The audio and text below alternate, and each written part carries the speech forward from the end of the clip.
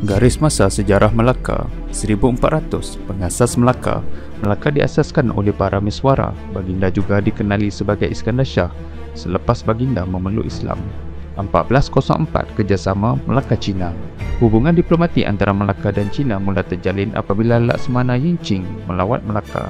1411. Para Meswara mangkat. Para Meswara mangkat dan anak andanya Seri Maharaja menaik takhta dan menukar namanya menjadi Sultan Muhammad Shah. 1477. Kemuncak kuasa.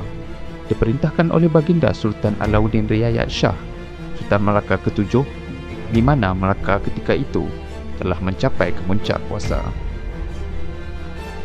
1488. Kejatuhan Melaka. Kepimpinan tidak cekap oleh Sultan Mahmud Shah yang menaiki takhta ketika masih sangat muda. 1511. Alfonso de Albuquerque, seorang laksamana tentera laut Portugal, tiba di Melaka dan cuba untuk menyerang Melaka. 1525. Pengepungan Eva Mosa. Laksamana Hanadim berjaya mengepung kota Eva Mosa sehingga pihak Portugis terpaksa membuat jatuhan makanan dari goa. 1526. Banten dimusnahkan oleh Portugis, maka berakhirlah Kesultanan Melayu Melaka, Kerajaan Melayu yang Agung dan Gemilang.